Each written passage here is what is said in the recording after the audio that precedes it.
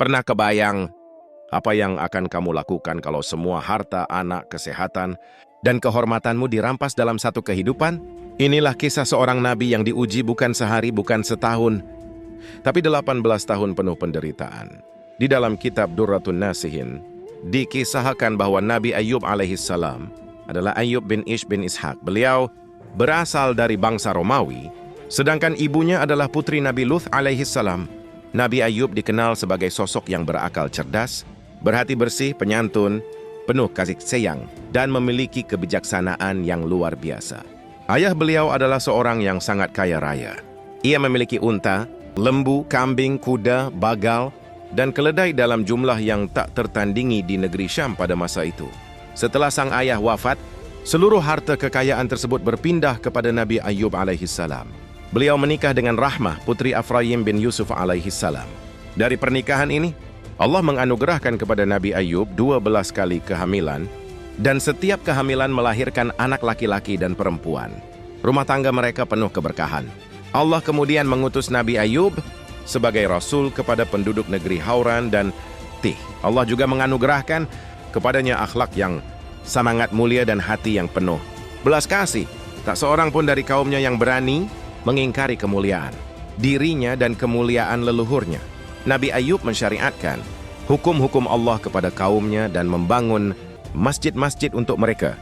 Setiap hari beliau menyediakan jamuan bagi fakir miskin dan para tamu. Bagi anak-anak yatim beliau bagaikan ayah yang penuh kasih. Bagi para janda beliau seperti suami yang lembut. Dan bagi orang-orang lemah beliau adalah saudara yang penuh belas kasihan. Beliau juga memerintahkan para wakilnya agar tidak pernah menolak siapapun yang ingin mengambil hasil kebun dan buah-buahannya. Ternak-ternaknya pun terus bertambah setiap tahun. Namun semua itu tidak pernah membuat Nabi Ayub terikat pada dunia. Beliau berkata, "Wahai Tuhanku, ini semua hanyalah pemberianmu kepada hamba-hambamu di penjara dunia. Maka bagaimana lagi pemberianmu di surga bagi mereka yang engkau muliakan?" Hatinya tidak pernah lalai dari bersyukur, dan lisannya tidak pernah berhenti menyebut nama Allah. Karena itulah, iblis menjadi sangat dengki kepadanya. Iblis berkata, "Sesungguhnya Ayub telah mengumpulkan dunia dan akhirat sekaligus." Iblis pun berniat menghancurkan Nabi Ayub, baik dari sisi dunia, akhirat, atau keduanya. Pada masa itu, iblis masih dapat naik ke langit. Suatu hari Allah menegurnya, "Bagaimana pendapatmu tentang hambaku Ayub?" Iblis menjawab, "Sesungguhnya Ayub menyembahmu karena engkau memberinya kekayaan dan kesejahteraan. Jika itu dicabut, niscaya ia akan berhenti menyembahmu." Allah berfirman, "Engkau berdusta. Aku mengetahui bahwa ia tetap bersyukur, sekalipun dunia diambil darinya." Iblis pun memohon izin untuk mengujinya. Maka Allah mengizinkannya mengganggu Nabi Ayub kecuali ruh dan lidahnya. Iblis mengumpulkan bala tentaranya dari golongan jin, lalu menghancurkan seluruh harta Nabi Ayub hingga habis tak tersisa. Setelah itu, ia datang kepada Nabi Ayub yang sedang salat di masjid. "Apakah engkau masih menyembah Tuhanmu, sedangkan dia telah membakar seluruh hartamu?" Nabi Ayub tidak menjawab. Setelah selesai salat, beliau berkata dengan tenang, "Segala puji bagi Allah yang telah memberi lalu mengambil kembali." Iblis pun pergi dalam kehinaan. Tidak lama kemudian seluruh anak-anak Nabi Ayub wafat tertimpa reruntuhan rumah. Iblis kembali mendatanginya. "Apakah engkau masih menyembah Tuhanmu setelah anak-anakmu binasa?" Nabi Ayub tetap menyelesaikan salatnya lalu berkata, "Harta dan anak adalah titipan dan ujian. Allah telah mengambilnya agar aku dapat beribadah dengan sempurna." Iblis kembali gagal. Kemudian iblis meniupkan penyakit ke tubuh Nabi Ayub. Tubuhnya dipenuhi luka dan nanah hingga ulat keluar dari dagingnya.